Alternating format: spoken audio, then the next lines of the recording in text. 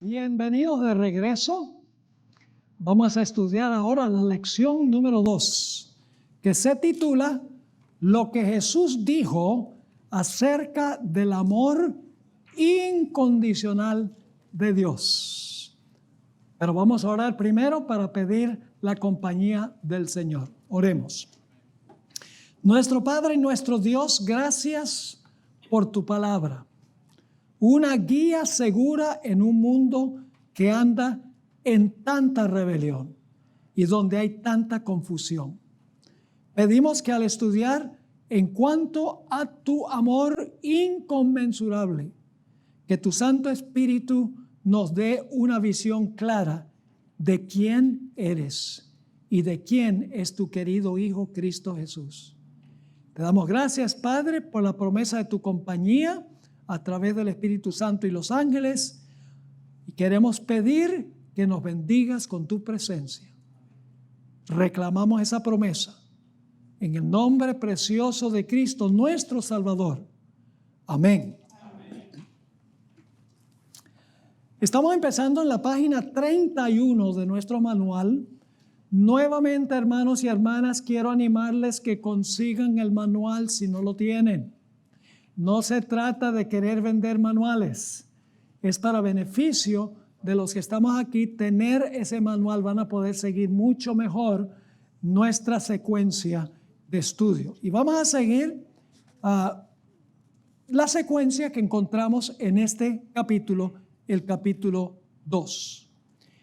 Jesús enseñó las grandes verdades de la vida empleando historias cotidianas, historias de la vida de su época.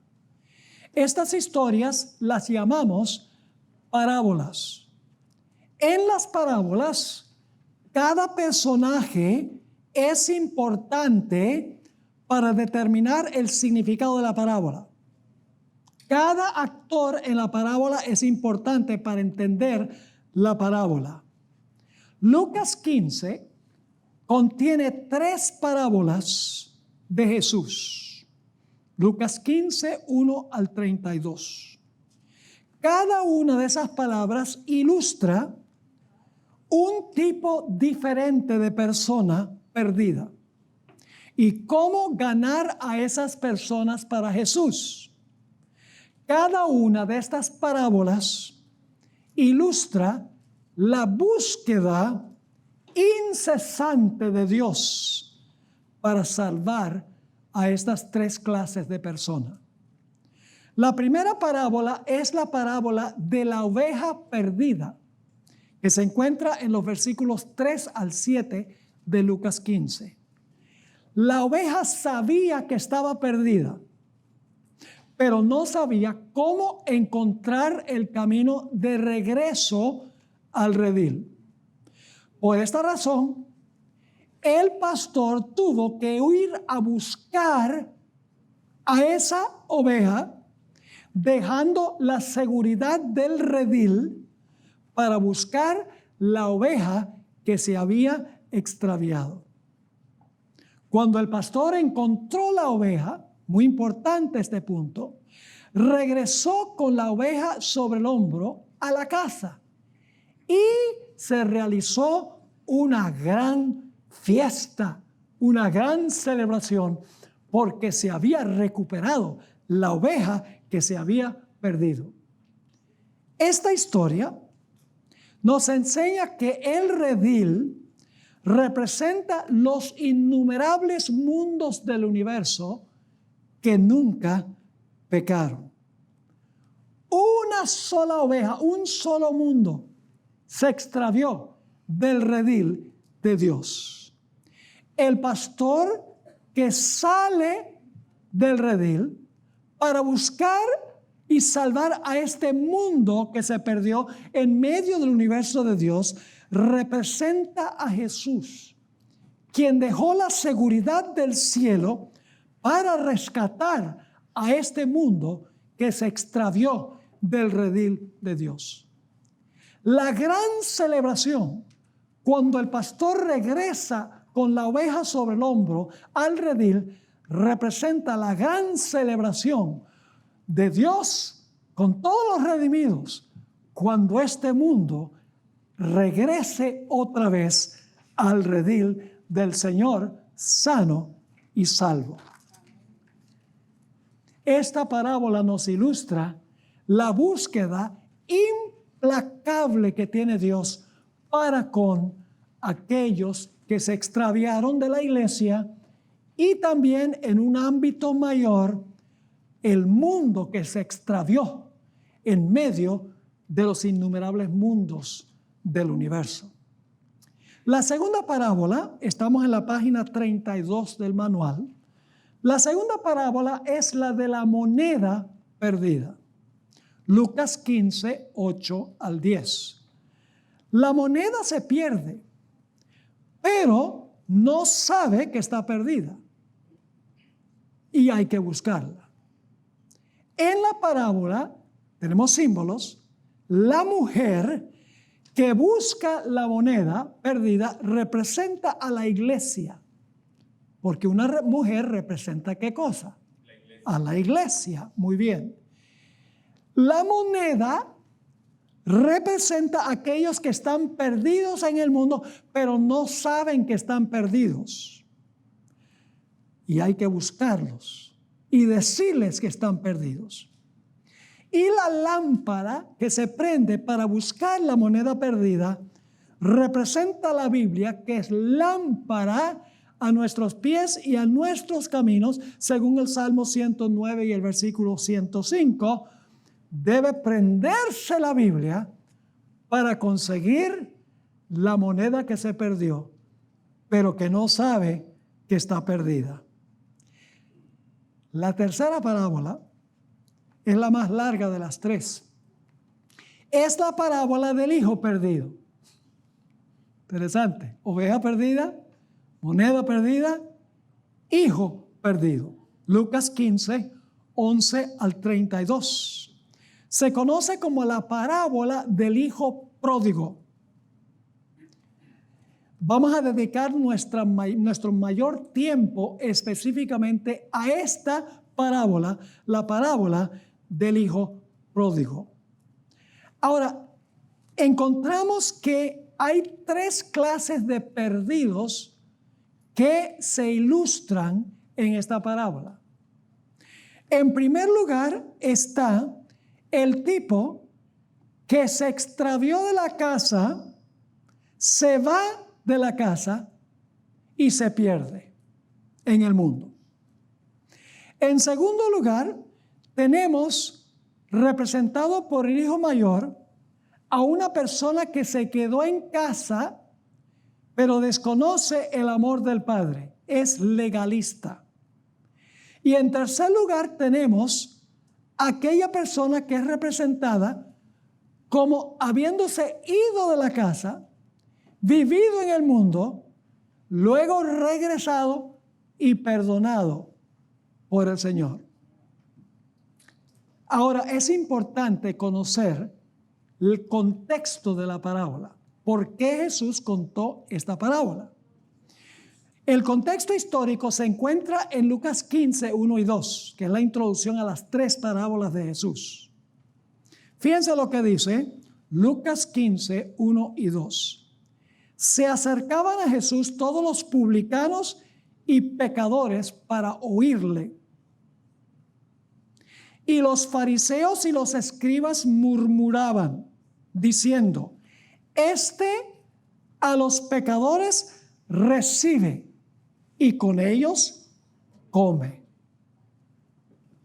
Cuando los fariseos dijeron, escuchen bien, cuando los fariseos dijeron, Él come con los publicanos y los pecadores, realmente no estaban insinuando lo que mucha gente cree.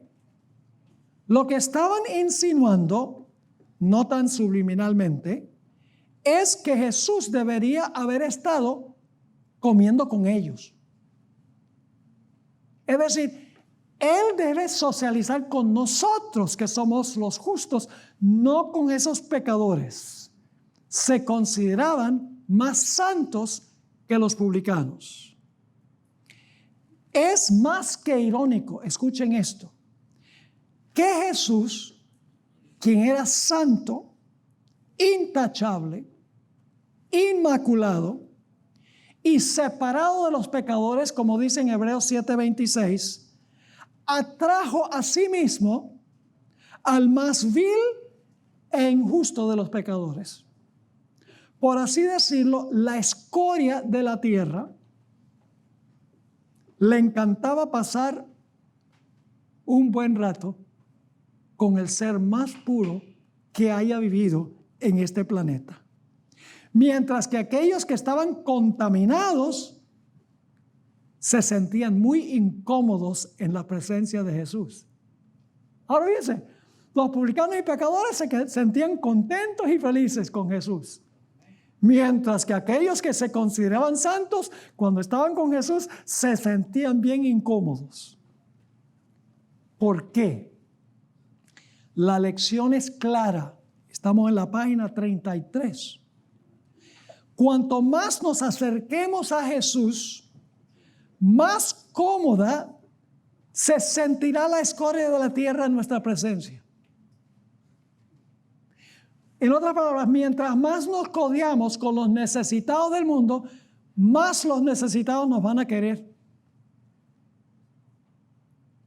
Mientras más santos nos consideremos con aquellos que se llama la escoria de la tierra, más incómodos se sentirán ellos con nosotros. Cuanto más lejos estemos de Jesús, más justos nos sentiremos. Y más nos separaremos de los que llamamos indeseables. Sin embargo, cuanto más nos acercamos a Jesús, más discerniremos nuestra propia pecaminosidad y nuestra necesidad de Él. Jesús tenía palabras de aliento para los publicanos y los pecadores. Pero las palabras de reprensión más fuertes las tenía Jesús para aquellos que se consideraban santos, específicamente los escribas y los fariseos. Jesús levantó a los desanimados y rebajó a los que estaban hinchados, es decir, los que estaban enorgullecidos porque se consideraban superiores a los demás.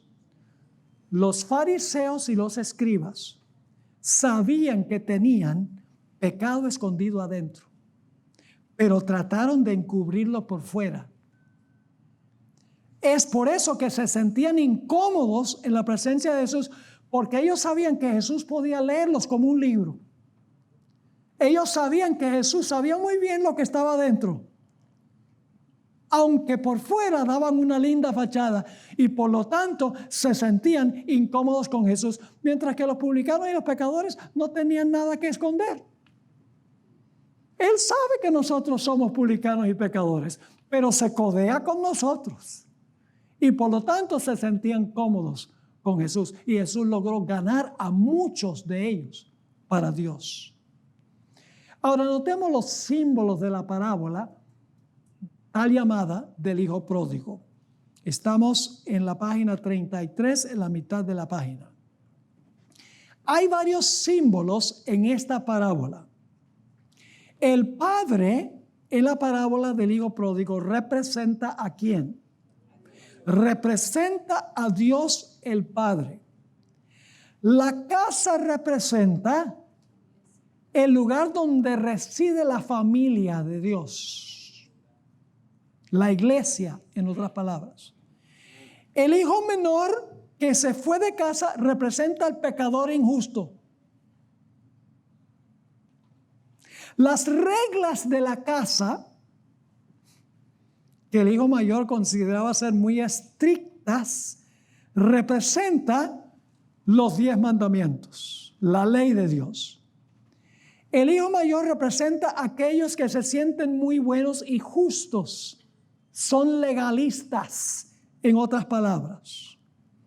Y el hijo que vuelve a casa representa al pecador arrepentido y cubierto con la túnica de la justicia de su padre. Así que, en cortas cuentas, el hijo mayor era un hijo que estaba perdido en casa. El que estaba perdido no era el pródigo porque volvió. Pero el hijo mayor, vamos a encontrar, aunque estaba en casa, estaba perdido en casa sin saberlo. Ahora, la fiesta que se convocó cuando el hijo pródigo regresó es el gozo que debe sentir la casa o la iglesia cuando un pecador regresa a la iglesia. Muchas veces cuando una persona que se fue al mundo regresa a la iglesia, la miramos así con reserva. ¿Quién sabe cuánto tiempo va a durar esto? Pero en realidad un pecador que regresa a casa, que ahora es justificado, se fue al mundo y volvió, se debe recibir con los brazos abiertos, bienvenido, y se debe tener una fiesta en la iglesia. Porque el que estaba perdido ha sido hallado. Claro, los fariseos en la iglesia no les va a gustar la fiesta. Como al hijo mayor no le gustó la fiesta. ¿Están entendiendo la parábola? Profunda la parábola. Representa 3 clases de perdidos.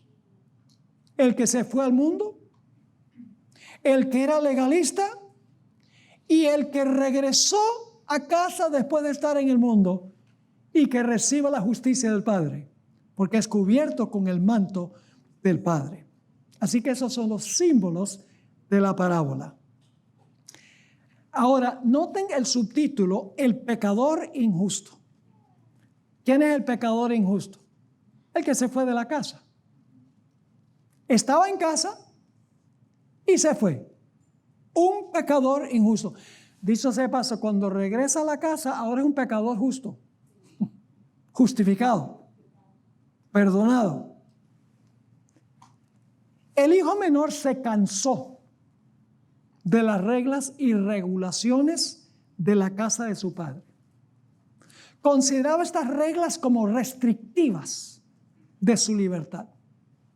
Consideraba a su padre como un capataz y a sí mismo como un esclavo. Miró a su padre como condenatorio, severo. Quería su libertad, quería su independencia para vivir su vida. Deseaba vivir su vida libre de las restricciones de la casa, de las restricciones de Dios que se hallan en la iglesia. El hijo menor estaba preocupado más por el placer presente que por su herencia futura. Quería vivir en el aquí y ahora. Su actitud era: ¿a quién le importa el futuro? Que podría llegar o no llegar nunca. ¿Quién sabe si voy a llegar a viejo? Tengo que disfrutar la vida ahora.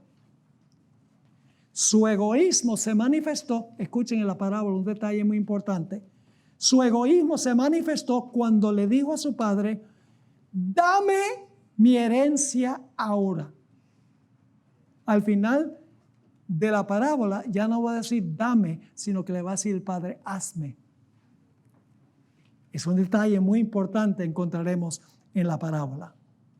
El joven partió hacia un país lejano. Quería estar lo más lejos de la casa posible. Quería estar donde no había reglas y regulaciones del padre. Solo podemos imaginar al padre tratando de explicarle a su hijo las consecuencias que iban a venir si se iba de su casa. Pero el joven estaba lleno de sí mismo y no escuchó las amonestaciones de su padre. En este punto de la historia, el padre no podía razonar con su hijo. ¿Algunos de ustedes padres han tenido que razonar con sus hijos que quieren irse al mundo? Yo sé que en la iglesia hay muchos padres que lloran porque sus hijos se han ido al mundo y tratan de amonestarlos, pero no oyen. Quieren el sabor del mundo. Quieren tener esa experiencia en el mundo.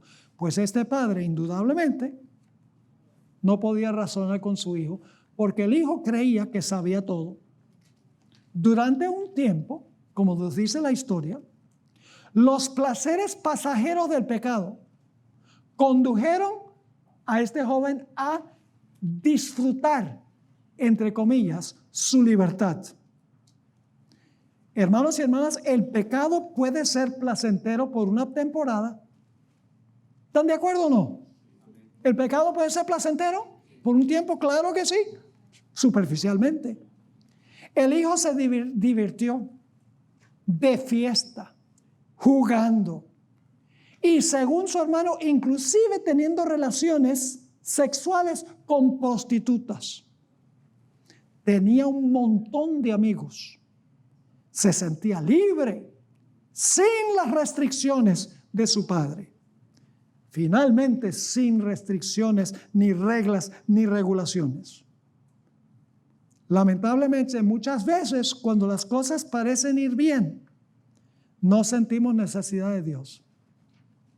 ¿No es así?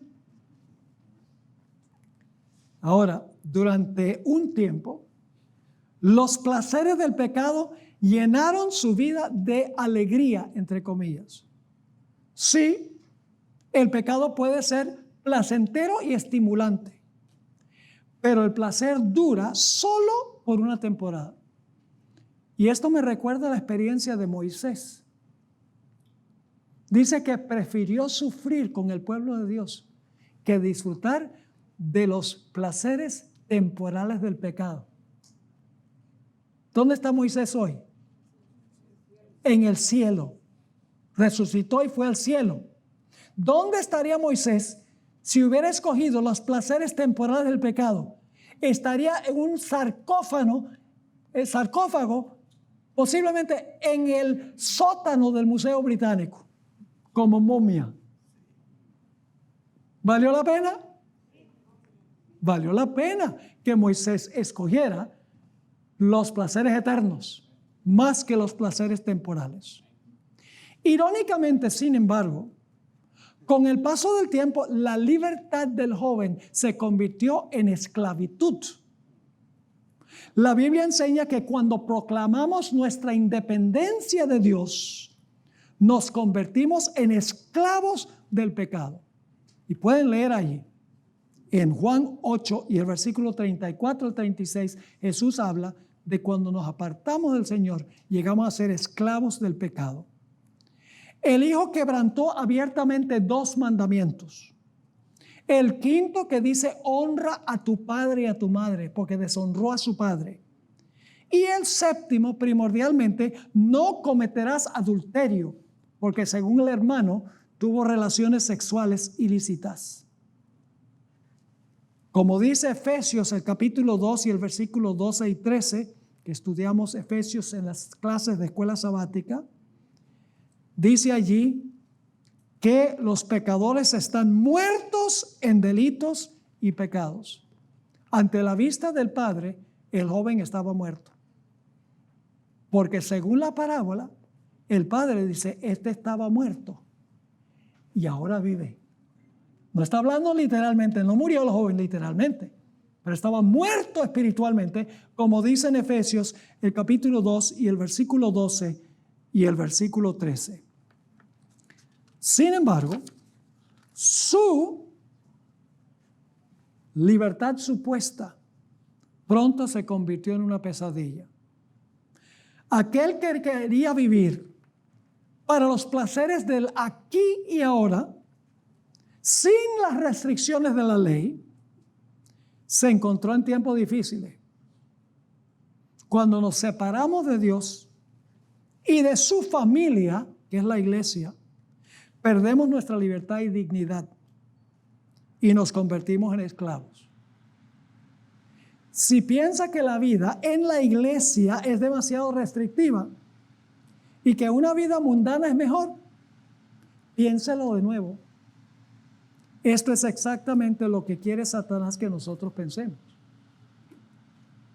El joven desperdició todo su dinero y perdió a todos sus amigos.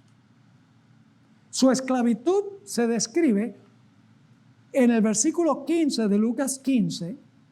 Dice que se arrimó a uno. La palabra en griego se traduce mejor: se pegó. como superglue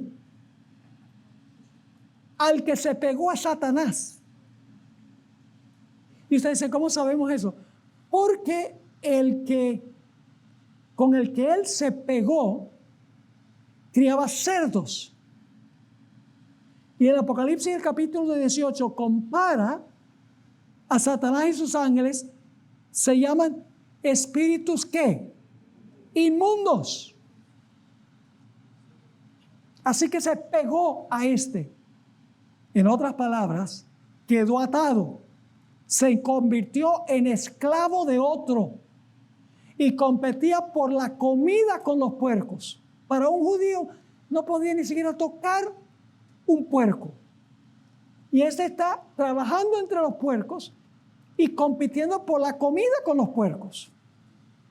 Había caído hasta las profundidades. En inglés decimos rock bottom. Donde no podía caer más bajo que eso. Quedó pegado a Satanás. Pero ahora viene la buena parte de la historia. Estamos en la página 35 de nuestro material. Cuando el niño tocó fondo, ahora escuchen esto, un punto muy importante. El recuerdo del padre y el hogar lo cortejaron. ¿Se sintió atraído por el hogar y por su padre? ¿Se acordó de cuán bueno era su padre? Oh, claro que se acordó. Es notable que el padre no lo buscó. ¿Qué hubiera sucedido si el padre lo hubiera buscado? Cuando estaba gozando. De nada hubiera valido. No buscó al padre. La historia dice que el joven volvió en sí. ¿Qué significa eso, que volvió en sí? Pues estaba fuera de sí cuando estaba en el mundo. Y ustedes saben lo que significa fuera de sí. Estaba loco. Es decir, recuperó sus sentidos y comenzó a pensar directamente y correctamente de nuevo. Mientras estuvo en el mundo, no fue el mismo porque estaba bajo el control de otro. Estaba fuera de sí. El hijo ahora discernía cuán terrible había sido su pecado y lamentaba haberse ido de casa y de haber deshonrado a su padre. Estaba avergonzado de su comportamiento, no simplemente de las consecuencias que le aportó su conducta. Esto es lo que la Biblia llama ¿qué? Arrepentimiento, dolor por el pecado y un alejamiento de él.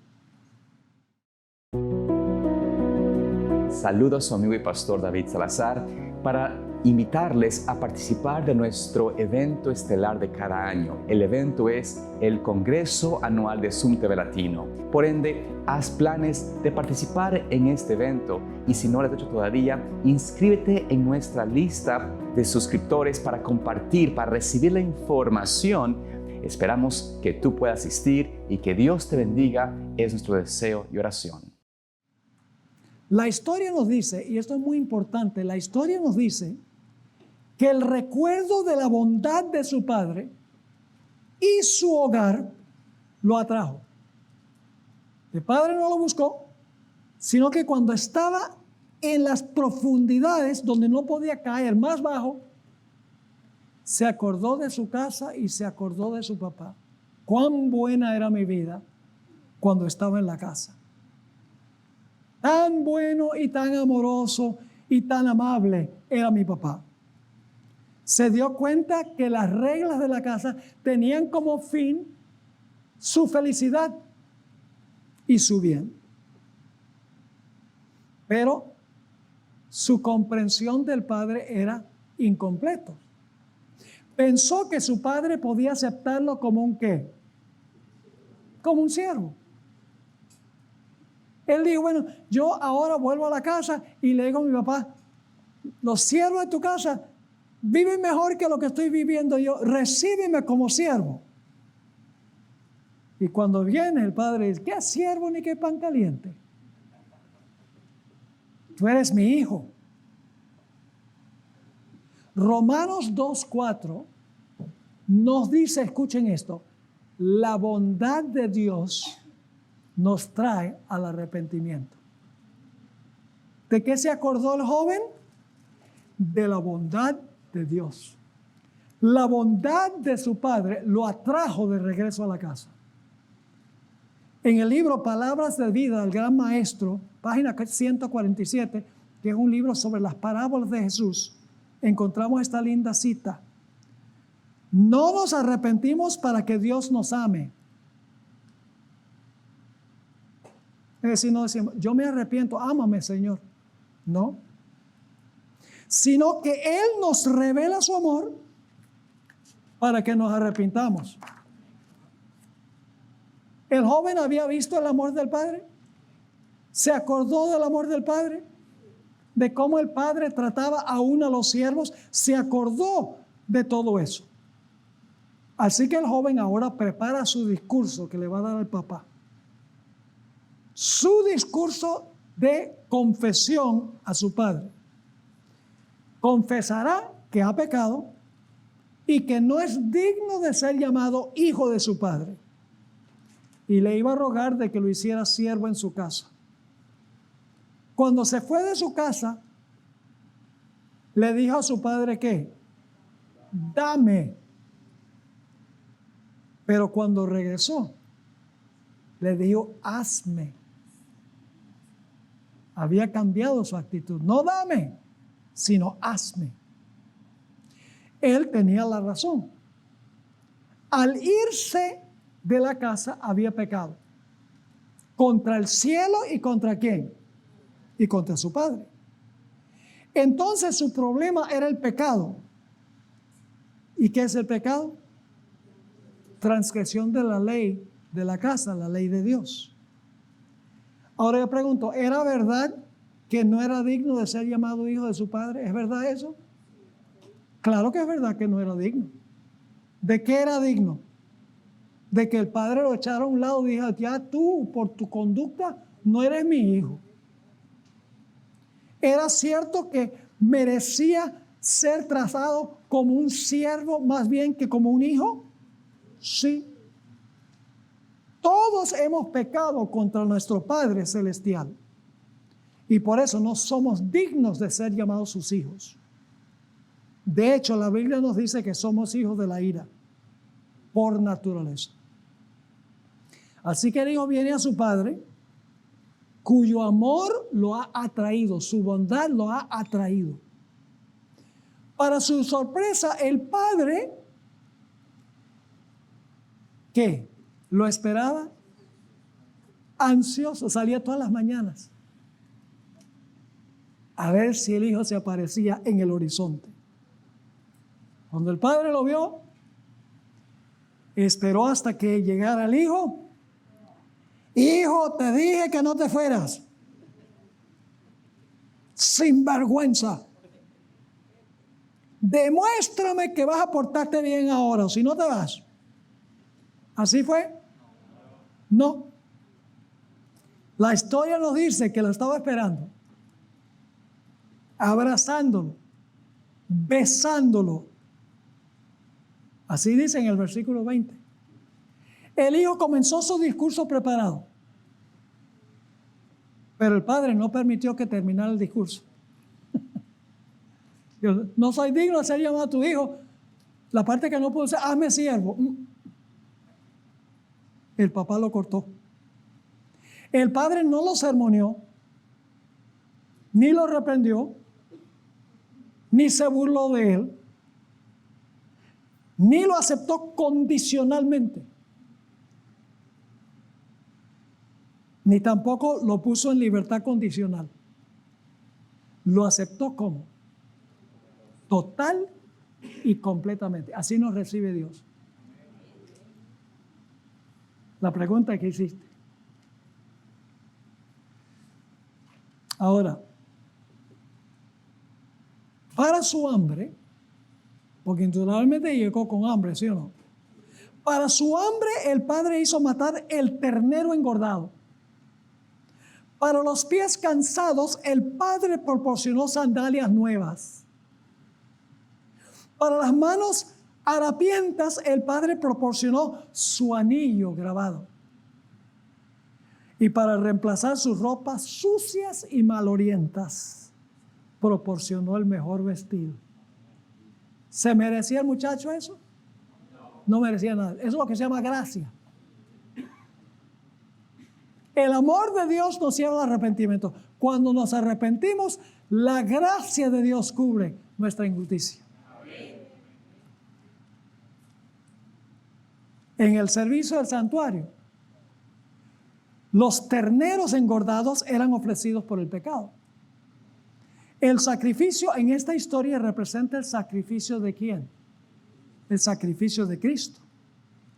A la vista del Padre, escuchen bien, el pasado fue enterrado, olvidado y borrado. El Hijo muerto experimentó una resurrección espiritual, porque el Padre dice, estabas muerto y ahora estás vivo. Muerto en pecado, pero vivo ahora. En este punto, el hijo menor se convirtió en un pecador justo. Primero, un pecador mundano. Y ahora es un pecador, pero justificado. Como lo expresó Martín Lutero, usó una expresión muy interesante. Simul justus, simul peccator. Ese es en latín. ¿Saben qué significa? Al mismo tiempo pecador y al mismo tiempo justo. Yo pregunto, ¿el joven era pecador? ¿El padre lo justificó? Sí, era un pecador justo. Pero ¿saben cuál es el secreto? Martín Lutero agregó una expresión en latín. Simul justus, al mismo tiempo justo, simul peccator, al mismo pecador, y agregó simul penitencia, que significa al mismo tiempo arrepentido, porque fue penitente. La razón por la cual podía ser ambos es porque era arrepentido, penitente. Por eso podía ser pecador, pero justificado, cuyo pecado fue perdonado. Aunque merecía ser sirviente, fue restaurado por el Padre con pleno estatus como hijo. Si el Padre le hubiera dado lo su merecido, lo habría convertido en esclavo. La aceptación del Hijo por el Padre fue un regalo inmerecido. Gracia pura y simple. El Hijo no recibió lo que se merecía. El perdón y la aceptación del Padre fue completo.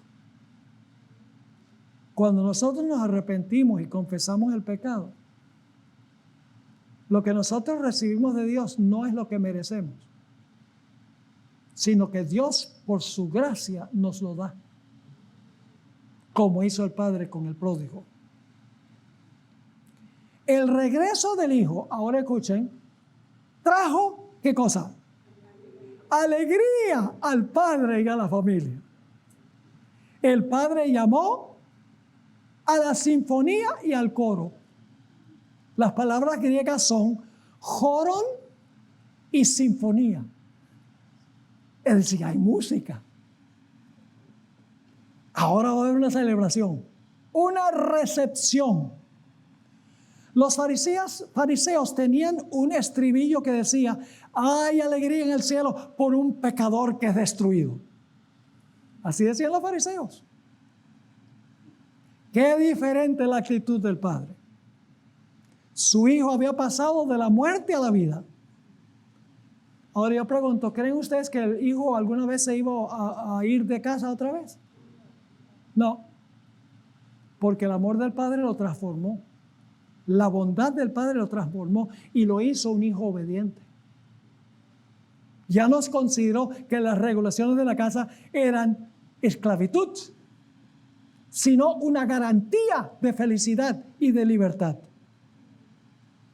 Al partir de este momento, el hijo encontrará gozo en servir a su padre por amor. Ya no habrá más fugas de la casa. La bondad, la misericordia y el amor del Padre han hecho de él un hijo obediente. Por amor. Ojalá pudiéramos terminar la historia ahí. La mayoría de los que estudian la historia terminan la historia ahí. En la mayoría de los sermones se habla del hijo pródigo, se arrepiente, confiesa, regresa a la casa, el padre lo recibe, lo abraza, le da la bienvenida, hay la fiesta, gloria a Dios. Y todos vivieron felices para siempre.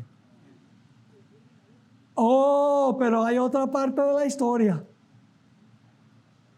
Hay el pecador que se considera santo y justo, perdido en casa. Estamos en la página 37. Sin embargo, hay otro hijo en la historia que no solemos destacar. A pesar de que este hijo es el foco central de la escena introductoria. ¿Recuerdan cuáles fueron los primeros 2 versículos? Los fariseos y los escribas decían, ve, this guy hangs out with sinners. Este se asocia con los pecadores, con las rameras. Pero nosotros somos santos. Como el fariseo y el publicano, que van al templo a orar.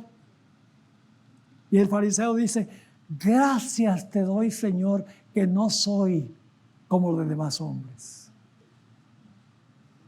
Ayuno, diezmo, guardo el sábado y Señor, te doy especialmente gracias que no soy como este miserable publicano. El fariseo siempre se compara con los demás. Siempre compara su santidad con los demás. Mire, cuando nosotros comparamos nuestra santidad con Dios, nos vemos miserables pecadores. Pero cuando yo comparo mi santidad con la de ustedes, no me veo tan mal. Y estoy hablando sarcásticamente. No es la realidad. Mientras que el hijo menor se perdió fuera de casa, el hijo mayor se perdió en casa. ¿Era un hijo obediente? ¿Era obediente el hijo mayor?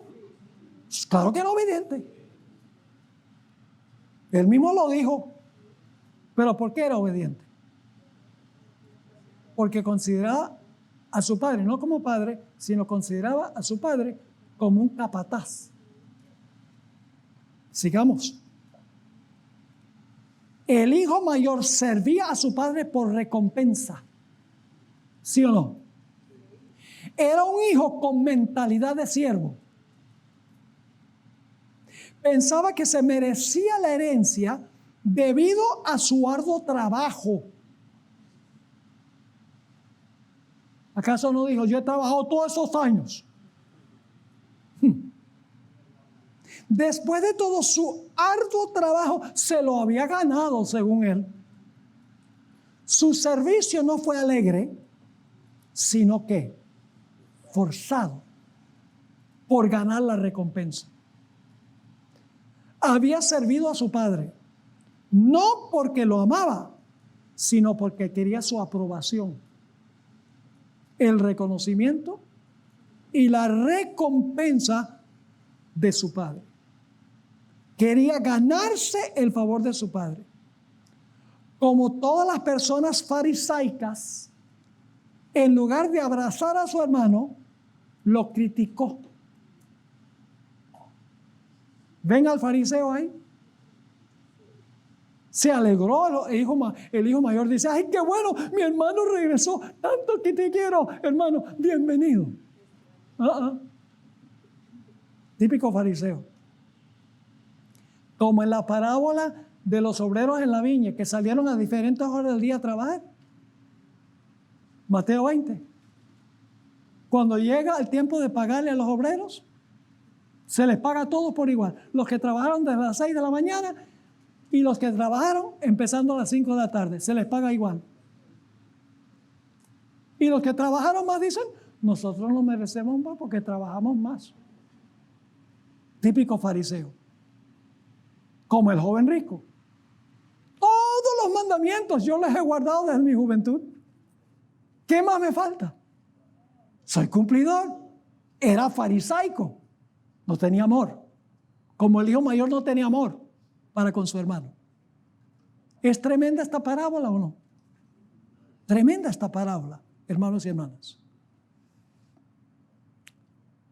Es como en Mateo 23, donde Jesús dijo, ay de vosotros, escribas y fariseos hipócritas, porque ustedes limpian lo de afuera y lo de adentro está sucio. Ustedes lavan el vaso por fuera y por dentro el vaso está sucio. Sepulcros blanqueados, porque se ven bien blanco el monumento afuera, pero por dentro puros huesos podridos. El problema que tenía el fariseo no era con su conducta, sino con la motivación de su conducta. Era por ganar el favor de Dios, que esperaba más de Dios. Ahora, al pie de la página 37, se nos dice que el hijo mayor ni siquiera entraba a la casa. Se quedó afuera. Se refirió a su padre, no le dijo padre, sino tú. Y su hermano, ni siquiera le dijo hermano, sino este hijo tuyo. Las palabras son importantes. En su mente no podía socializar con un gran pecador como su hermano. ¿Y cómo podría perdonar la actitud de su padre para con tal pecador? El hijo mayor era hijo perdido en casa. Y su padre salió de la casa para buscarlo y discutir con él. Ahora escuchen bien.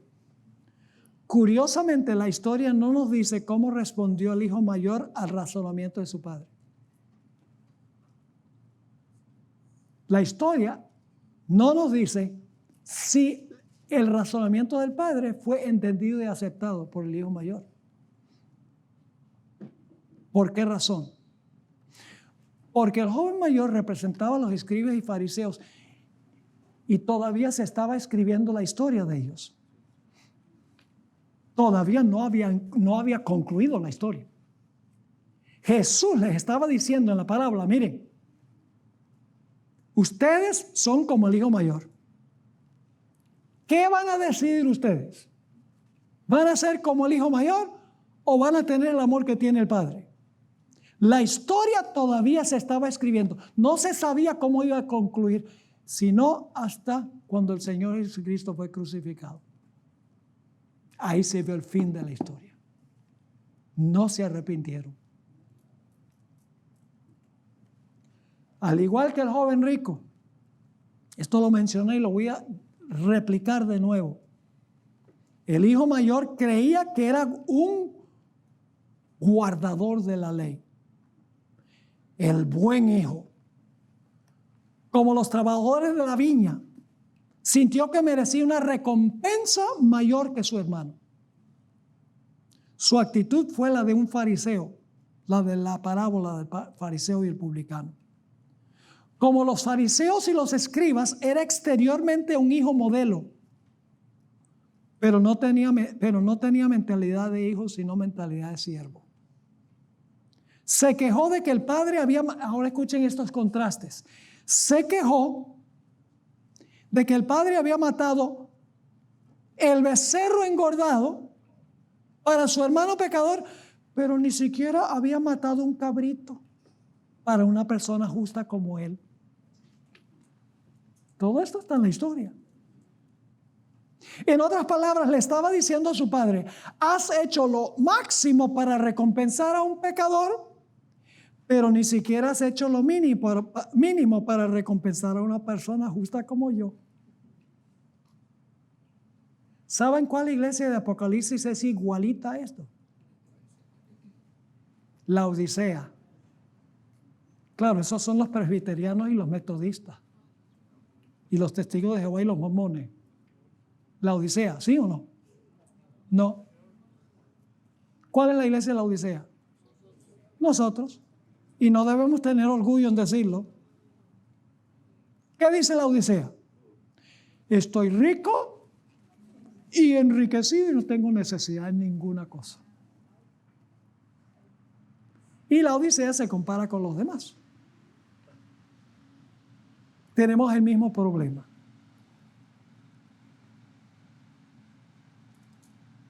Ahora, el padre dedicó mucho interés y atención a su hijo pecador, mientras parecía ignorar y dar por sentado a su hijo mayor.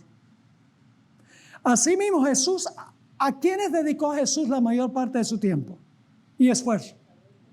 A los publicanos y los pecadores, mientras parecía ignorar en gran medida a los escribas y fariseos. Jesús vivió su parábola. Los publicanos y los pecadores sintieron su necesidad, pero los escribas y fariseos, santurrones, eran ricos y estaban enriquecidos con bienes y no tenían necesidad de nada.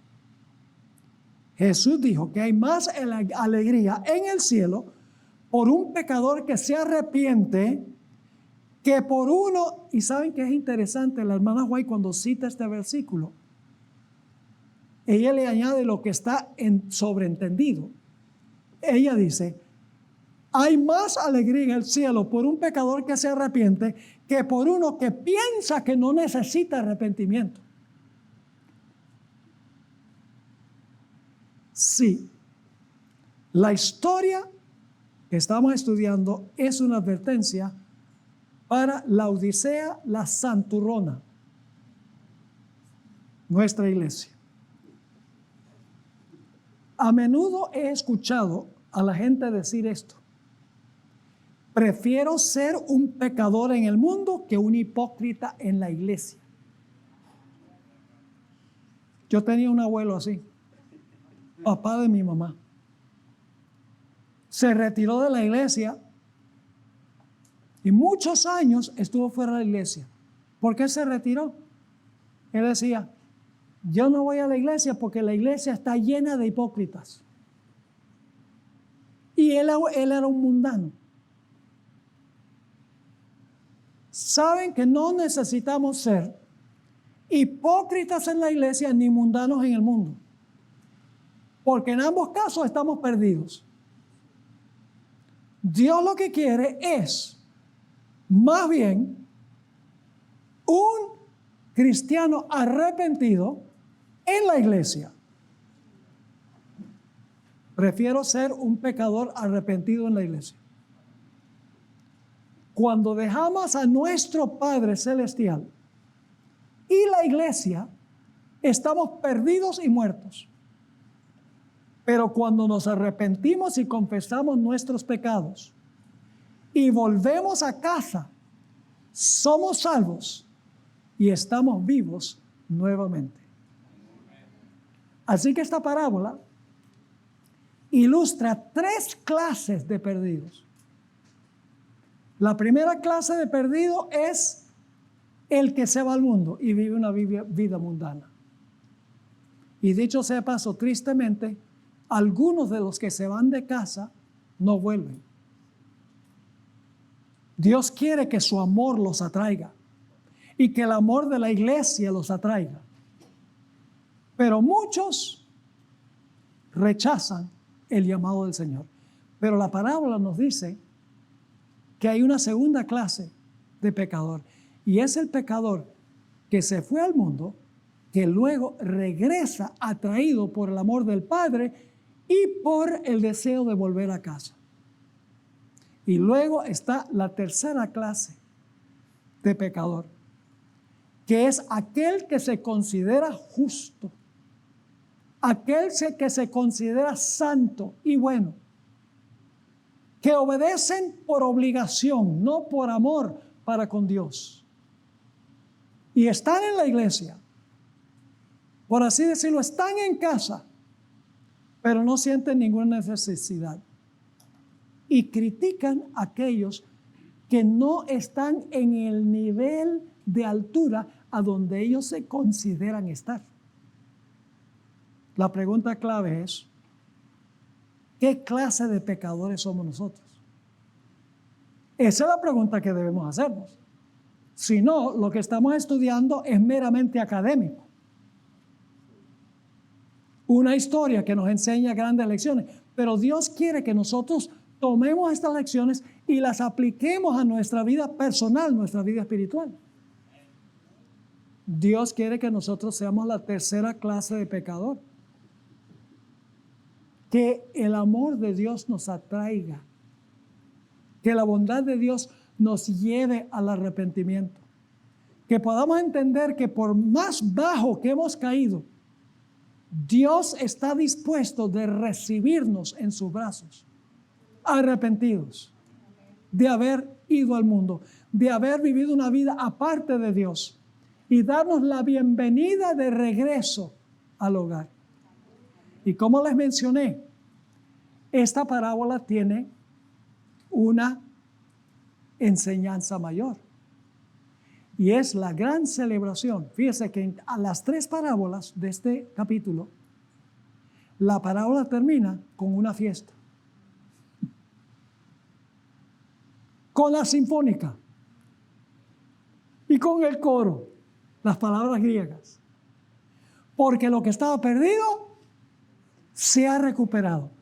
Podemos imaginarnos cómo será aquel gran día cuando Jesús regrese y se lleve sus ovejas y sus monedas y sus hijos arrepentidos al reino. Hermanos y hermanas, va a haber una explosión de celebración en el cielo. Ahí estarán reunidos todos los redimidos de todas las épocas. Y Dios va a decir, estos son los que estuvieron muertos y están vivos. Gloria a Dios. Ojalá que nosotros anhelemos que llegue ese día, hermanos y hermanas. Y que tratemos a la gente como Jesús trató a la gente. Que nos veamos como pecadores. Pero al mismo tiempo abramos los brazos a otros pecadores. Los recibamos con amor y con misericordia. Y los atraigamos a Dios. Para que esas personas puedan ser restituidas.